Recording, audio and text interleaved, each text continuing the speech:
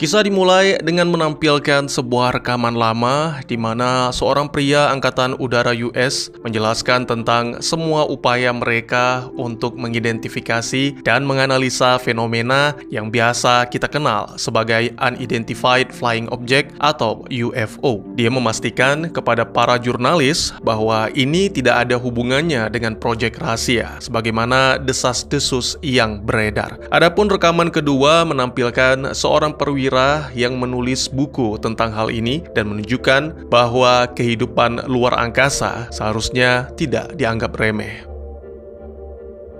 Adegan pun kemudian berpindah menampilkan keluarga sederhana yang akan menikmati makan malam. Saat mereka berdoa, tiba-tiba saja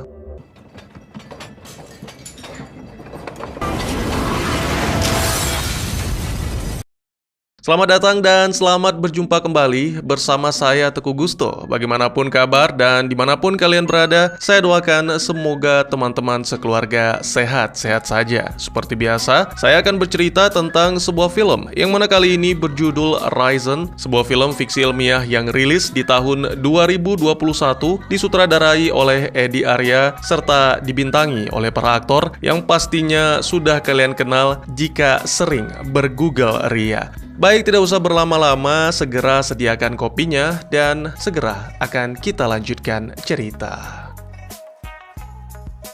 Ketika terbangun, keluarga itu mulai mendengar suara-suara aneh dan tiba-tiba mereka semua merasakan sakit yang teramat sangat sehingga seketika tewas, kecuali putri bungsu yang segera bersembunyi di lemari kecil.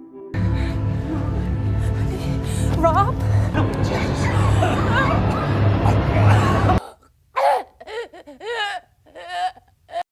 Adegan kemudian berpindah menampilkan seorang ahli eksobiologi NASA bernama Lauren. Meskipun memiliki banyak prestasi, bahkan memenangkan Nobel, tapi kehidupan Lauren bisa dibilang agak suram. Tak jarang dia berurusan dengan pihak berwenang akibat mabuk dan sering mengkonsumsi obat antidepresi. Pada suatu malam, Lauren menyaksikan berita yang mengabarkan tentang ledakan di suatu wilayah terpencil bernama Badger. Seorang reporter melaporkan bahwa tidak ada satu korban pun yang selamat karena ada gas beracun yang menyebar pasca terjadinya ledakan. Kini wilayah tersebut telah benar-benar ditutup. Terlihat petugas yang sedang memeriksa tempat itu semuanya mengenakan hazmat. Beberapa waktu kemudian, dua tentara mendatangi Lauren memintanya untuk ikut karena situasi yang sedang terjadi dianggap bisa mengancam keamanan negara. Lauren terlihat ragu dan sebenarnya ingin menolak, namun kembali dua petugas itu menegaskan bahwa mereka diizinkan untuk melakukan kekerasan jika memang dibutuhkan. Setibanya di pos militer, Lauren bertemu dengan Kolonel Emery dan juga seorang pria ahli astrobiologi bernama David. Emery kemudian menjelaskan bahwa ledakan dan juga gas beracun yang menyebar sebenarnya disebabkan oleh meteorit yang entah bagaimana kini benda itu telah masuk ke dalam tanah. Sang kolonel ingin Lauren dan David menyelidiki daerah tersebut dan berharap bisa memberikan solusi. Setelah semuanya siap, Lauren dan David pun segera menuju ke TKP. Dalam perjalanan, David menceritakan tentang anak-anaknya serta tentang pemikirannya bahwa mungkin tidak ada yang menarik dari penyelidikan ini. Namun setibanya di sana, sangat mengejutkan. Lauren menemukan sesuatu yang baru saja tumbuh. Terpesona oleh tumbuhan itu, Lauren memutuskan untuk tidak melaporkannya.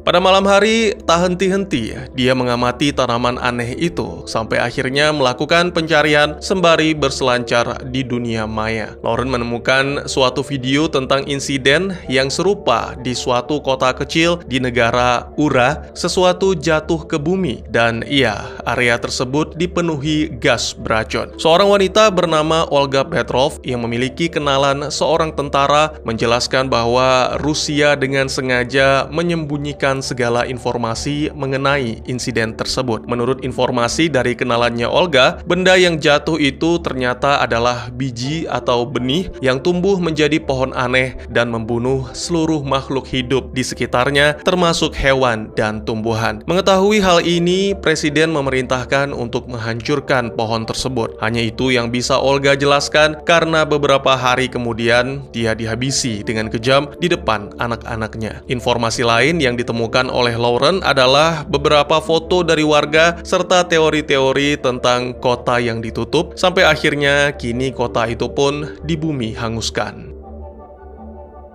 Keesokan harinya, Lauren menyaksikan proses otopsi yang dilakukan terhadap korban bernama Robert. Beberapa keanehan langsung ditemukan, mulai dari kulit yang terlihat normal dan tubuhnya sama sekali tidak kaku, padahal status Robert sudah meninggal. Selanjutnya, ketika dokter menyayat dada Robert, tiba-tiba saja cairan hitam mengalir keluar dari tubuhnya dan seketika semuanya diserap kembali, serta luka Robert pulih dengan sendirinya. Tiba-tiba saja Robert bangkit dan duduk sehingga asisten dokter melarikan diri, sementara dokter Maria masih tetap melanjutkan pemeriksaan. Wanita itu memberanikan diri, memeriksa denyut nadi dan mengetahui bahwa tidak ada tekanan darah serta suhu tubuh Robert yang agak dingin. Bersamaan dengan itu, semua ponsel-ponsel mulai berdering, yang mana ternyata orang-orang mulai melaporkan. Selain itu, para staf terlihat berlarian ke ruang mayat. Sangat mengejutkan, beberapa orang yang sudah mati akibat racun kini bangkit kembali sama seperti Robert.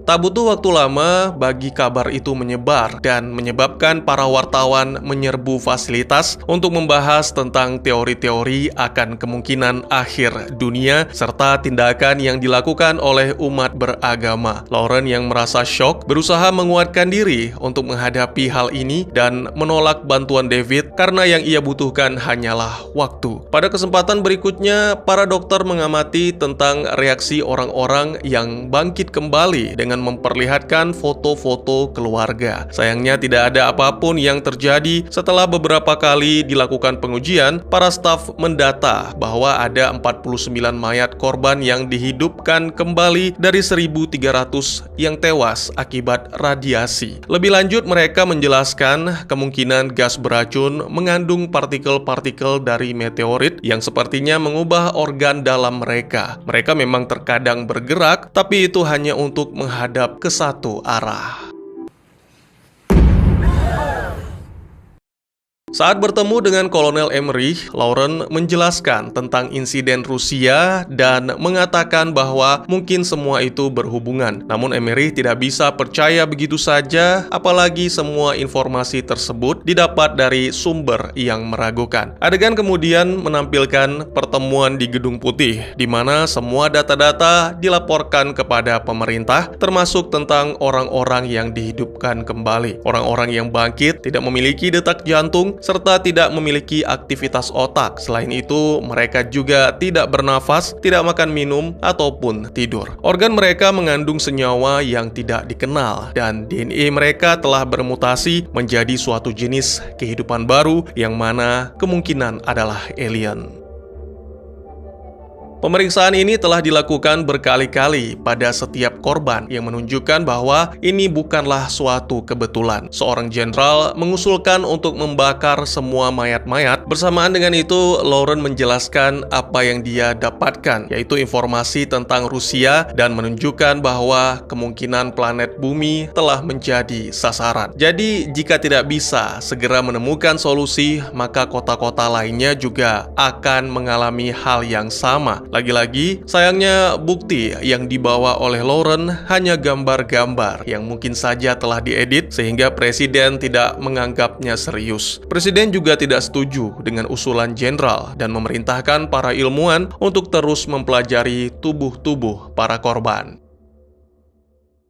Situasi yang dihadapi saat ini membuat Lauren semakin depresi, sehingga menghabiskan waktu dengan minum-minum sembari mengingat masa lalu. Di mana kala itu, Lauren yang masih kecil dibawa oleh sang ayah ke lokasi rahasia dan diminta untuk menyembunyikan semua ini dari semua orang, termasuk sang ibu. Sayangnya, kenangan tersebut hanya sampai di situ, entah mengapa Lauren tidak bisa mengingatnya lagi, seolah-olah mengalami amnesia. Adegan kemudian menampilkan fasilitas di mana Lauren mengamati bagaimana para ilmuwan melanjutkan penelitian, yaitu dengan mengizinkan keluarga berbicara dengan orang-orang yang telah dibangkitkan. Namun sangat disayangkan, hasilnya sama saja. Orang-orang yang telah dibangkitkan tetap tidak bereaksi.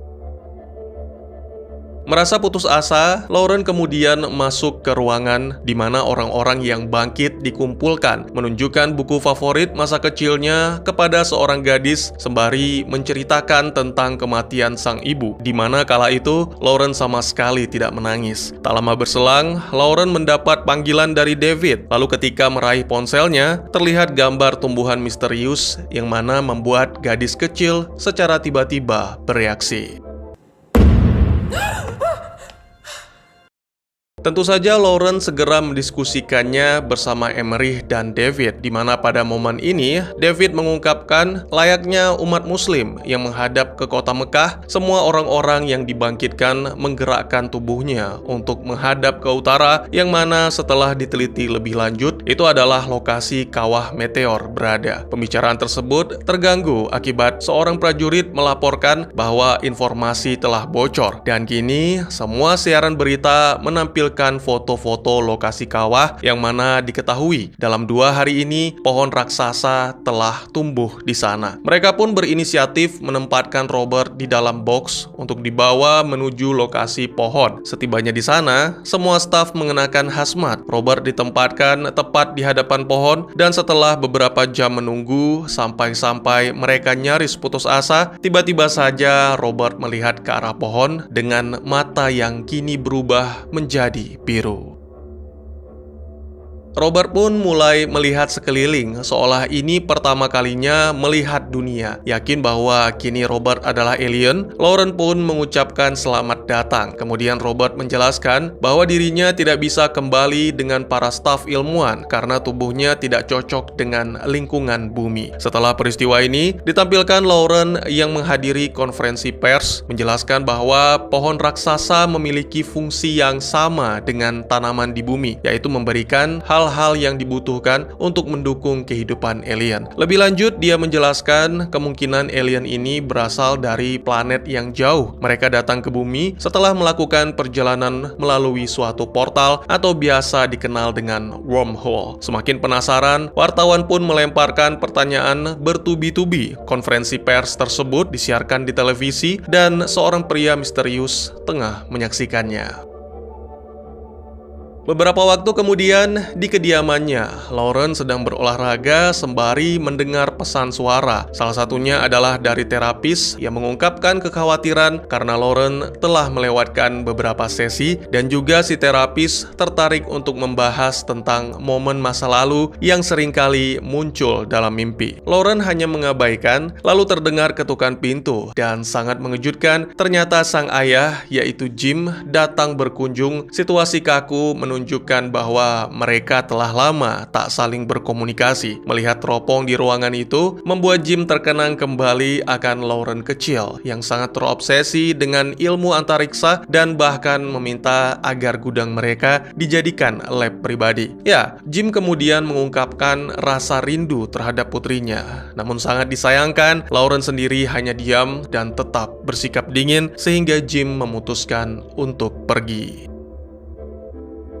Karena alien tidak mau berbicara dengan siapapun, maka Emery kembali meminta bantuan Lauren. Setelah siap dengan hazmat serta beberapa pelindung lainnya, Lauren duduk di samping alien dan mendengarkan penjelasan bahwa planet tempat tinggalnya sudah tidak bisa dihuni, sehingga memaksa spesiesnya mencari planet lain untuk dijadikan rumah baru. Lebih lanjut, dia menjelaskan bahwa pohon raksasa tidak bisa tumbuh di sembarang planet. Oleh karena itu, mereka sangat bertanya berterima kasih kepada seseorang yang menamakan dirinya Supernova 94 karena telah memberikan koordinat lokasi bumi. Bahkan, orang yang dimaksud juga memberikan informasi lain termasuk kekuatan dan kelemahan manusia.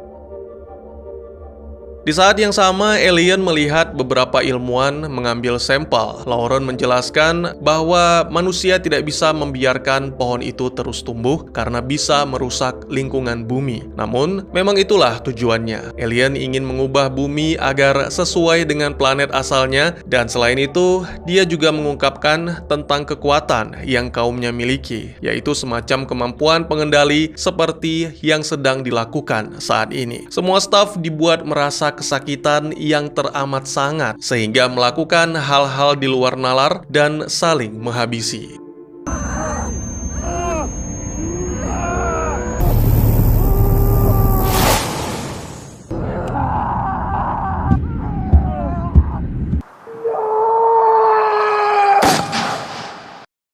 Setelah truk datang membawa Lauren dan mayat-mayat para staf, beberapa jam kemudian militer melancarkan serangan, mulai dari mengirim drone tempur hingga mengirim pesawat pembom. Namun tak ada satupun serangan yang mempan karena ternyata wilayah tersebut dilindungi oleh gelombang perisai. Segera media-media mulai membicarakan tentang masalah ini dan juga tentang orang misterius dengan julukan Supernova 94. Ditampilkan juga si pria misterius yang mendengar kabar itu di radio sembari membuka buku catatan di mana tertulis nama tersebut. Beberapa waktu kemudian ditampilkan video rekaman tentang kejadian-kejadian di berbagai belahan dunia. Mulai dari berita tentang suara-suara misterius sampai dengan kemunculan asap hitam yang menyebar di beberapa kota dan membunuh para warga. Status darurat militer pun mulai diberlakukan di beberapa negara. Belum cukup sampai di situ. Di suatu tempat, seorang petani memposting video yang menampilkan tanaman-tanaman mati, menandakan bahwa kini tanah menjadi tidak subur lagi. Dan selain itu, gempa-gempa kecil juga mulai sering terjadi. Sementara itu, Lauren memutuskan untuk kembali ke rumah masa kecilnya, di mana dia menemukan lab pribadi yang seharusnya penuh kenangan. Dan juga di dalam rumah, terlihat sang ayah yang kesepian dan sangat depresi. Alih-alih mengunjungi, Lauren memutuskan untuk melanjutkan perjalanan. Sembari membatin, Lauren merasa bukanlah dirinya sendiri. Dan meskipun menyadari bahwa dunia akan berakhir, tapi entah mengapa, Lauren merasa lega, seolah-olah dibebaskan dari penderitaan. Beberapa waktu kemudian, terungkap bahwa Lauren menuju ke lokasi pohon raksasa. Setibanya di sana, Lauren menyaksikan banyak sekali perubahan. Dia menempelkan telinganya ke salju, mendengar suara-suara aneh seperti yang diberitakan. Alien Robert mengatakan bahwa itu adalah suara kehidupan yang tumbuh, dan ini semua berkat Lauren. Saat Lauren meraih tangan Robert, dia mulai melihat kenangan-kenangan yang selama ini hilang, mulai dari kenangan ketika Jim yang ternyata dulu bekerja sebagai pejabat pemerintah membawa Lauren ke area 51 ketika Jim sedang sibuk membahas tentang alien yang tertangkap setelah sebelumnya menanam benih. Lauren kecil berkeliling sampai akhirnya menemukan alien yang ditempatkan di dalam tabung. Karena penasaran, gadis kecil itu terus mendekat dan menyentuh tabung sampai akhirnya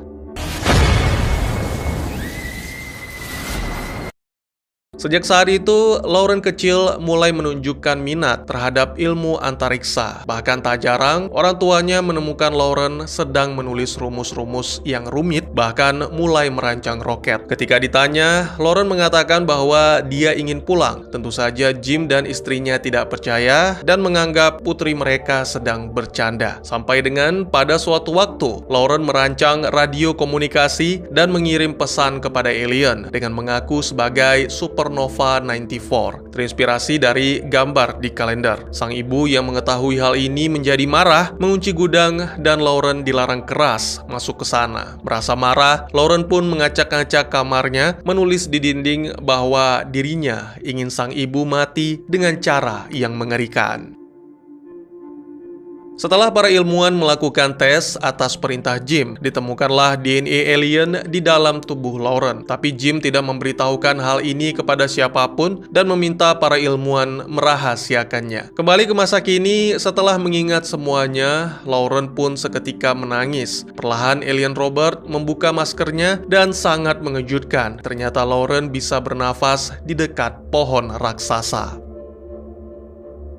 Sementara itu, pria misterius juga mengingat masa mudanya yang mana terungkap bahwa dia bekerja sebagai agen CIA dan secara tidak sengaja menyadap komunikasi Lauren. Tak tinggal diam, pria itu segera melaporkan hal ini kepada atasan. Namun laporan tersebut diabaikan, hanya dianggap sebagai permainan anak-anak. Kemudian ditampilkan beberapa adegan tentang kejadian-kejadian di seluruh belahan dunia seperti yang sebelumnya ditampilkan dalam berita. Seekor anjing mendatangi suara aneh ketika sang pemilik mengikutinya. Ditemukanlah telur raksasa yang sepertinya berasal dari dalam tanah. Hal yang sama juga bermunculan di tempat lain, mulai dari pantai, gunung, hingga gua. Tiba-tiba saja objek ini meledak dan mengeluarkan asap hitam yang mulai menyebar dan membunuh semua orang. Kini semuanya membicarakan tentang invasi. Seorang pemuda berteori bahwa telur-telur itu memiliki akar yang menjalar ke bawah tanah dan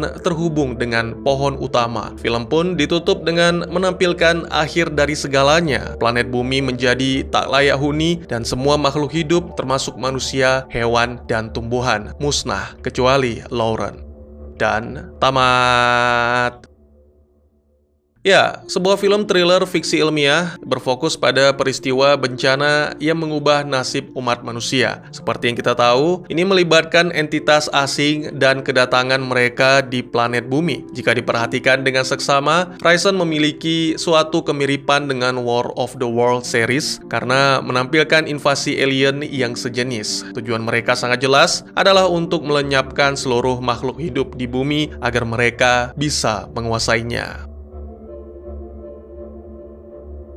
Tak hanya seorang pria misterius yang merupakan anggota CIA, tapi ayah Lauren juga sebenarnya sudah mengetahui tentang apa yang dilakukan putrinya, serta tujuannya. Namun sangat disayangkan, dia memilih untuk merahasiakan. Saya pikir alien di dalam tabung menggunakan salah satu dari kemampuan mereka selain mengendalikan tubuh, yaitu merasuki tubuh makhluk hidup lain. Hal ini membuat Lauren menjadi anak yang sangat jenius dengan rasa ingin tahu yang besar terhadap ilmu pengetahuan dan alam semesta. Lauren merancang radio jarak jauh untuk mengirim informasi tentang bumi. Setelah berhasil mengirim koordinat, alien atau DNA di dalam tubuh Lauren menjadi tidak aktif. Oleh karena itu, dia hanya mengingat samar-samar. Tidak yakin apakah itu semua adalah pengalaman yang pernah dia alami ataukah hanya mimpi yang menghantui. Selain itu, saya pikir Lauren yang dirasuki alien juga telah membunuh sang ibu dengan kekuatan pengendalian. Karena seperti yang kita tahu, sebagian besar waktu dihabiskan Lauren di rumah bersama sang ibu, dan saya pikir apa yang dilakukan oleh Lauren seperti merancang roket dan alat-alat canggih itu menyeramkan. Maksud saya, terlalu ajaib untuk anak seusianya dan tentu saja membuat ibunya ketakutan. Pada akhirnya, setelah semuanya terungkap, saya pikir ending berpihak kepada Lauren daripada memberikan harapan kepada umat manusia. Atau dengan kata lain, keberadaan pohon raksasa menjadi akhir bagi umat manusia di bumi. Saya pikir baik Rusia dan US sama-sama salah. Di satu sisi, Rusia menolak untuk berbagi informasi tentang alien yang mengancam dunia, sedang di sisi lain, US terlalu larut dalam penelitian tanpa tujuan, sehingga menolak solusi-solusi yang ditawarkan Lauren sebelum semuanya terlambat. Ini bukan pertama kalinya pemerintah mengabaikan peringatan, karena di awal film, lewat siaran radio, para ilmuwan telah memperkirakan tentang perubahan iklim yang dapat memicu bencana mengerikan bagi planet. Oleh karena itu, mereka memperingatkan agar segera melakukan persiapan sebelum 2030. Dan iya, itu adalah peringatan yang kesekian kalinya karena pemerintah masih tetap mengabaikan. Pada intinya, pengabaian inilah yang menjadi awal kehancuran. Sikap ketidakpedulian akan memberikan dampak buruk. Dan saya pikir, inilah pesan yang hendak disampaikan oleh film. Sesuatu akan terasa sangat berharga ketika kita tidak lagi memilikinya. Mungkin selama ini kita kurang peduli terhadap bumi, mengeksploitasi sumber dayanya, dan mengabaikan masalah-masalah lingkungan hidup. Tapi dapatkah Anda bayangkan jika bumi bukan lagi milik kita? Kurang lebih demikian, terima kasih buat yang sudah menyaksikan. Silahkan memberikan komentar, bertanya, ataupun merequest kira-kira film apa yang menarik untuk dibahas. Bisa lewat kolom komentar, atau buat yang malu-malu bisa via DM ke Instagram saya di @teguhgusto. Insya Allah pasti akan dibaca. Mari kita jadikan kolom komentar sebagai sarana penambah wawasan dan menciptakan jalinan persaudaraan, bukan malah menjadikannya sebagai tempat pembulian sehingga menciptakan permusuhan. Jangan lupa untuk dukung terus channel ini dengan cara share, like, dan subscribe, karena dukungan dari kalian sangat berharga bagi saya demi perkembangan channel ini. Saya Gusto, sampai jumpa di video selanjutnya. Tetap semangat, tetap bersyukur setiap hari. Dadah!